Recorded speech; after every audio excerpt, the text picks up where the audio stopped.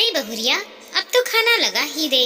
रोहन आप से घर आने वाला ही होगा, कहते हुए मनोहर लाल जी घर के पिछवाड़े में नल के पास हाथ धोने चले गए। पीछे पीछे उनकी पत्नी सरला देवी जी भी अपना हाथ धोने चली गईं। हाथ धोकर मनोहर लाल जी और सरला देवी जी वापस आ ही रहे थे कि तभी उनका बेटा रुपेंद्र घर का दरवाजा बंद करके रसोई घर की ओर आते हुए बोला, भैया तो कब का आ गए हैं भाभी, अब तो खाना निकाल ही दो। इस घर में तो छोटे बेटे रुपेंद्र की कदर तो किसी को है ही नहीं। जिसे देखो रोहन भैया का बेसब्री से इंतजार रहता है। भाभी, कम से कम आप तो मेरा ध्यान रख लिया करो। मैं हमेशा आपको खुश रखने के लिए कुछ ना कुछ आपकी पसंद का लाता ही रहता हूँ, और आप हैं कि मुझ पर ध्यान ही नहीं देती हो। मधु ने रुपेंद्र की तरफ देखते हुए कहा, देवर जी, आजकल आपकी छेड़खानी बढ़ती जा रही है, आने दो आपके भैया को। रुपेंद्र मुस्कुराते हुए बोला, अरे नहीं भाभी, भैया से मत कहना, मैं तो आपका इकलौता देवर हूँ। आपको तो पता ही है कि मैं हमेशा आपके लिए कुछ ना कुछ खास लेकर आता ही रहता हूँ। मैं आज भी आपके लिए कुछ खास लेकर आया हूँ। इतना कहते हुए रुपेंद्र हंसते हंसते भागते हुए हाथ धोने चला गया। रोहन आते ही कमरे में चला गया और कपड़े बदलकर खाना खाने के लिए तैयार होकर घर के बालकनी में लगी चारपाई पर बैठ गया। दूसरी तरफ रसोई में मधु सबके लिए खाना निकाल रही थी। चेहरे पर एक हल्की सी मुस्कान लेकर सोच रही थी, बाबूजी भी कमाल के हैं। मुझे इस घर में आए हुए 7 साल हो गए हैं और इन 7 सालों में एक दिन भी ऐसा नहीं हुआ कि उनके अपने बेटे के प्रति एक भी अनुमान गलत लगा हो। कुछ ही देर में मधु ने सबके लिए घर के बरामदे में लगी चारपाई पर खाना निकाल दिया। सभी ने खाना खाना शुरू कर दिया। खाना खत्म होने के बाद सब फिर से हाथ धोने जा ही रहे थे कि मनोहर लाल जी ने रोहन को रोकते हुए कहा, क्या हुआ रोहन, कोई परेशानी है क्या? रोहन अपनी नजरें चुराते हुए बोला, नहीं पिताजी, ऐसी कोई बात नहीं है। मनोहर लाल जी ने पलटकर जवाब देते हुए कहा, कोई बात नहीं बेटा, मुझे नहीं बताना चाहते हो तो मत बताओ।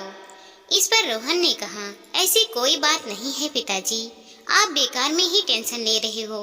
पिताजी, मैं इसलिए नहीं बताना चाहता हूँ कि कहीं आप परेशान ना हो जाओ। बात ऐसी है कि कल मुझे मेरी कंपनी के काम से 6 दिनों के लिए आजमगढ़ जाना होगा, और आप तो जानते ही हो कि हमारे इस गांव में लोगों के घर एक दूसरों के घर से कितना दूर दूर है। मैं हर रोज ऑफिस से जल्दी आने की कोशिश में रहता हूँ। हर पल मेरे मन में एक डर सा लगा रहता है कि कहीं आते जाते किसी चोर बदमाश से मुलाकात ना हो जाए।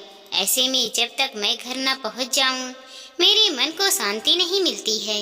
मैं आजमगढ़ जाने से मना कर देता, लेकिन ये काम मेरे लिए बहुत जरूरी है। इसी काम से मेरे आगे की नौकरी निर्भर करती है। कई सालों से घर की कुछ मरम्मत भी नहीं हो पाई है।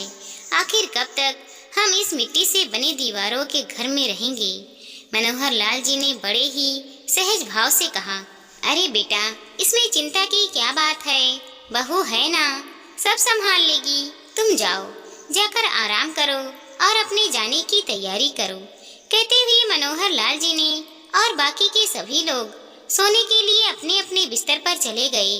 वहीं दूसरी तरफ रोहन की आंखों में नींद ही नहीं आ रही थी। उसे अपने घर की सुरक्षा को लेकर बहुत चिंता हो रही थी और अपनी पत्नी की भी चिंता उसे सताए जा रही थी।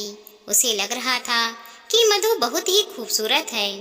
उसने गौर किया था कि उसकी शादी के समय उसके यार दोस्त किस तरह मधु की खूबसूरती को चोर निगाहों से ताड़ रहे थे।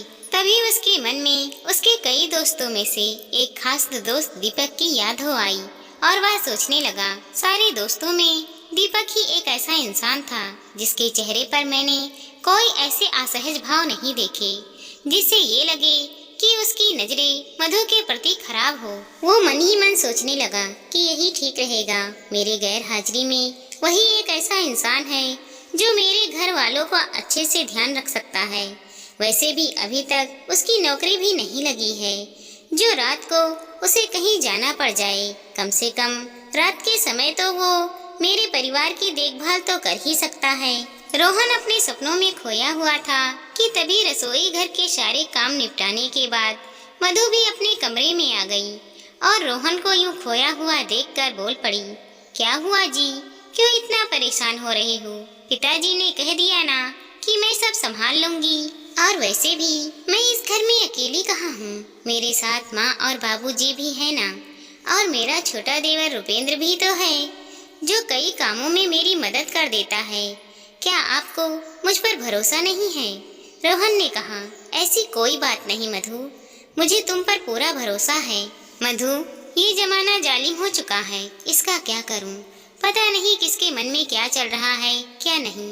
माँ और पिताजी बूढ़े हो गए हैं, और रही बात रुपेंद्र की, उसकी तो बात ही मत करो।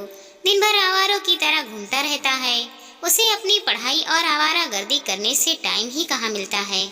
मुझे तो अपने परिवार की बहुत चिंता हो रही है। आज से पहले कभी भी ऐसा नहीं हुआ जो मैं तुम लोगों को छोड़कर कहीं गया हूँ। दिन की बात और होती है, लेकिन रात के समय क्या पता कौन क्या गुल खिला दे। पूरे गांव में मैं ही एक ऐसा इंसान हूँ जो कमाने के लिए रोज गांव से शहर जाता हूँ, और बाकी के लोग या तो बेरोजगार हैं या अपने घर पर रहकर खेती बाड़ी का काम संभालते हैं। गांव के सभी लोगों की नजरें मेरे ही तरफ रहती है। मधु ने कहा, आपका कहना तो ठीक ही है, लेकिन किसी को यह बात पता कैसे चलेगा कि आप घर पर हो या बाहर गए हो?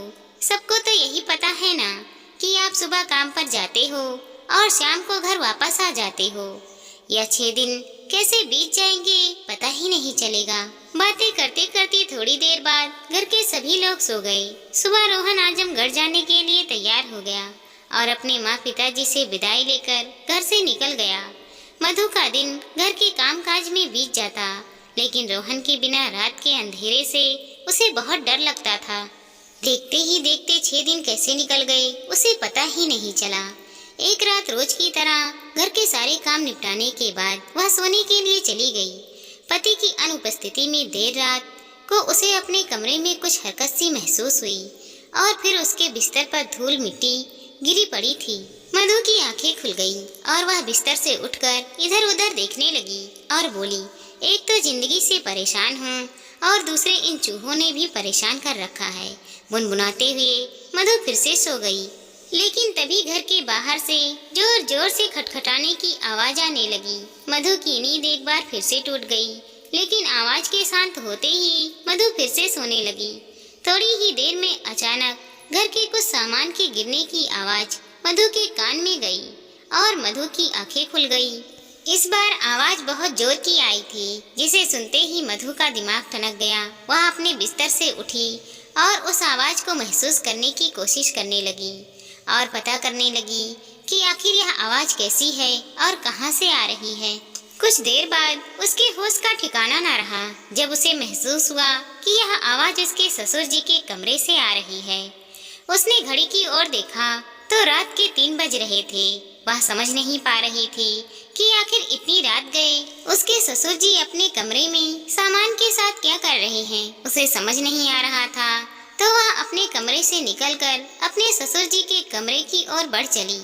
तभी उसने देखा घर के अंदर 2 से 3 चोर मुंह पर नकाब लगाए बड़े होशियारी से घर के हर एक कमरे का दरवाजा खोलकर घर का कीमती सामान एक एक करके बोरी में भरे जा रहे थे। यह देख मधु के पैर कांपने लगे। उसने फौरन बाहर हाल में रखा हुआ एक डंडा उठाया और जोर जोर से चिल्लाते हुए उन सब पर टूट पड़ी। वह डंडे से लगातार चोरों के पैर और सिर पर डंडे से मारने लगी। सारे चोर गिरते पड़ते और चिल्लाते हुए मनोहर लाल जी के कमरे की सेन लगी हुई दीवार से भागने की कोशिश करने लगे। जाते जाते 2-4 चोर समेटे हुए घर का बहुत सारा कीमती सामान ले भागे। मधु ने बड़ी ही होशियारी से आखिरी चोर के सिर पर डंडे से वार कर उसके सिर पर गहरा चोट दे डाला। उस आखिरी चोर ने खुद को संभाला और अपने साथ ले जा रहे सामान को वहीं छोड़ जान बचाकर भाग गया।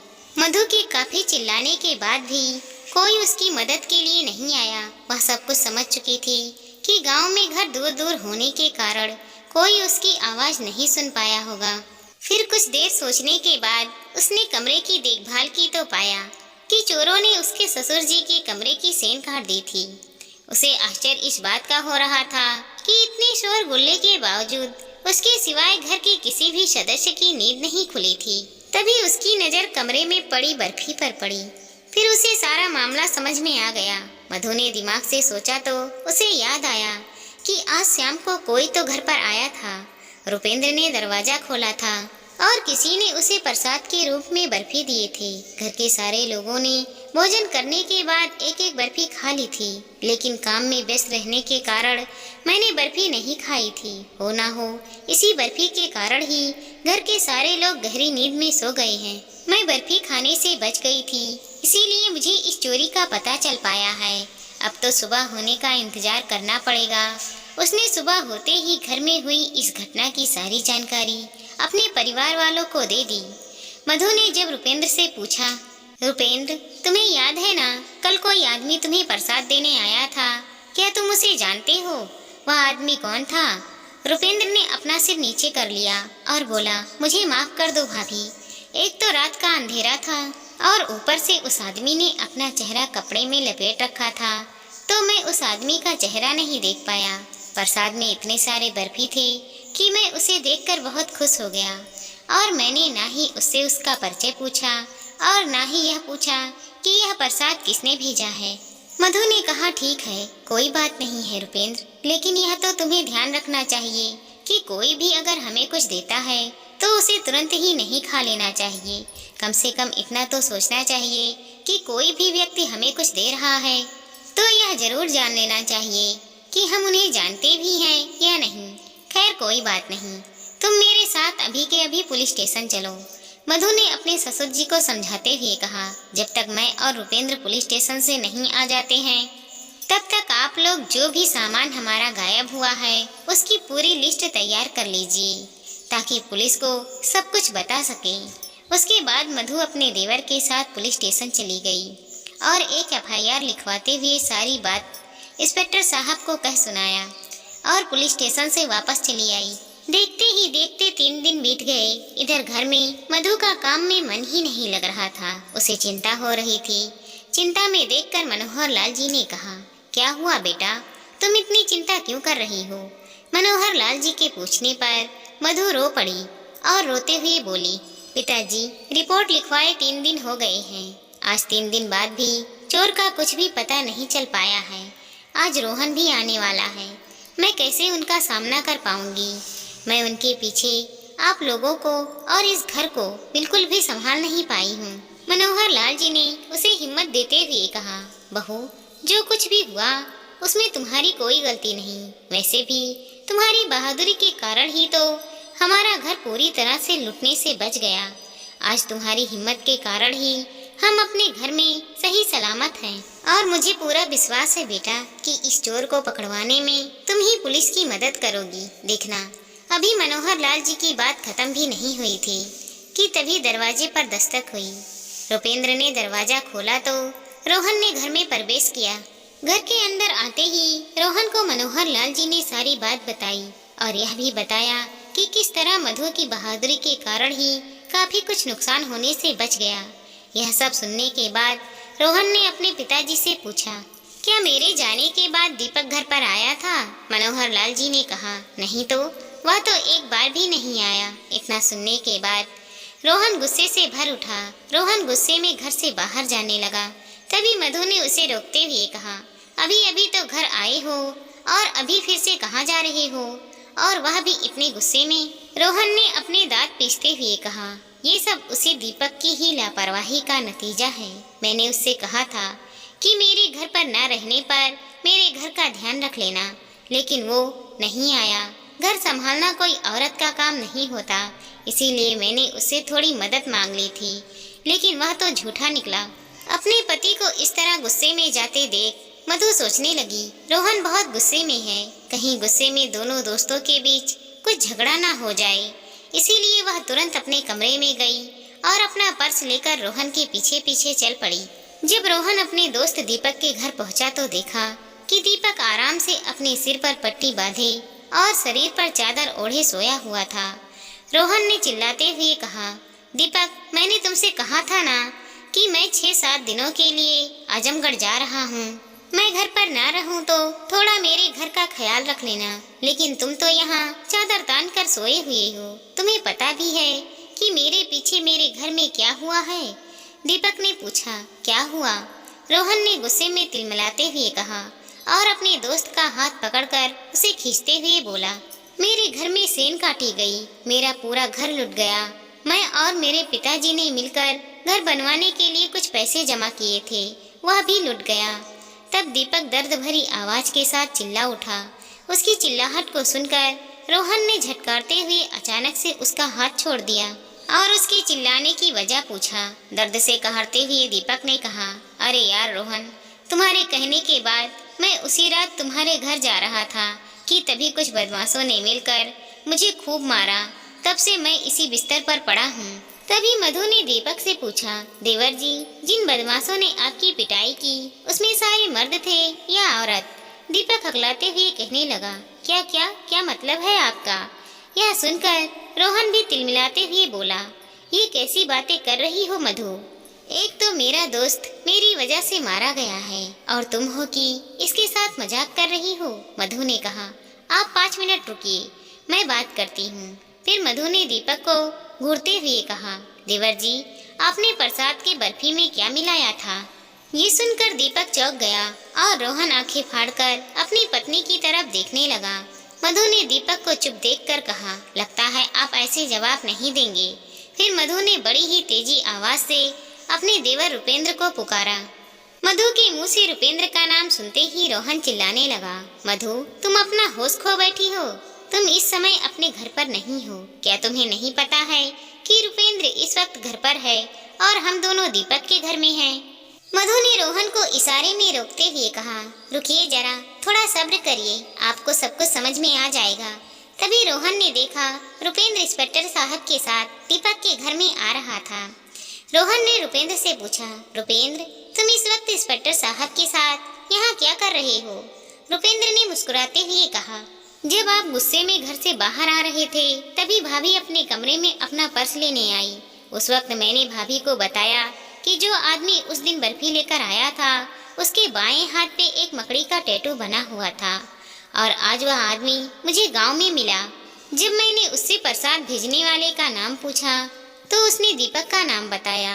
ये सब जानने के बाद भाभी ने मुझे समझाया कि मैं इंस्पेक्टर साहब के साथ दीपक भैया के घर के बाहर उनके बुलाने का इंतजार करूं। इसीलिए मैं मधु भाभी के बुलाते ही इंस्पेक्टर साहब को लेकर हाजिर हो गया। अगले ही पल मधु ने इंस्पेक्टर साहब से कहा, इंस्पेक्टर साहब, उस दिन मैंने आपको उस चोर के शर्ट के फटे हुए टुकड़े आपको दिए थे ना, वो रहा वो शर्ट। आप उस टुकड़े को उस कपड़े से मिला लीजिए और पूरे घर की तलाशी ले लीजिए। इंस्पेक्टर साहब, मुझे पूरा यकीन है कि हमारे घर का चोरी हुआ सामान इसी घर में मिलेगा। रोहन अपनी आंखें फाड़कर सब कुछ एक मूर्ति बनकर देख रहा था। दूसरी तरफ चोट लगने के कारण दीपक कहीं भाग भी नहीं सकता था। थोड़ी देर बाद इंस्पेक्टर साहब को मधु के कहे अनुसार दीपक के खिलाफ सारे सबूत मिल गए। इंस्पेक्टर साहब का डंडा देखते ही दीपक ने बिना किसी शिकायत के अपने बाकी साथियों के भी नाम बता दिए। इंस्पेक्टर साहब ने दीपक और उसके बाकी दोस्तों को गिरफ्तार करके ले गए और वहीं रोहन, मधु और रुपेंद्र खुशी खुशी अपने घर अपना सामान लेकर वापस लौट आए। रोहन ने मधु की तरफ देखते हुए कहा, मुझे नहीं पता था कि मेरी पत्नी इतनी हिम्मत वाली है। तभी मधु ने रोहन से कहा, मैंने आपसे कहा था ना कि किसी से कुछ कहने की जरूरत नहीं है। इस दुनिया में किसी को भी किसी के तकलीफ से कोई मतलब नहीं होता है। मतलब है तो सिर्फ एक मौके की, मौका मिलते ही कब हाथ मार दे कोई पता नहीं। आप कहीं भी जाओ, कोई भी काम करो, उसके बारे में किसी से मत कहो, वो चाहे अपना कितना भी खास हो। आप अपना घर अपने परिवार के भरोसे छोड़कर जा रहे हो। कितने समय के लिए जा रहे हो वो अपने परिवार से कहो और किसी से नहीं। ऐसे में अगर आपको कहीं जाना हो 5 दिन के लिए, 2 दिन के लिए, तो आप 1-2 घंटे, 4 घंटे कहकर जाइए। नहीं तो लोगों को मौका मिल जाता है आपके घर और आपके परिवार की इज्जत लूटने का। लूटने के बाद सब सिर्फ तमाशा देखते हैं, कोई हाथ बढ़ाकर साथ नहीं देता। इसीलिए अपनी सुरक्षा स्वयं करें।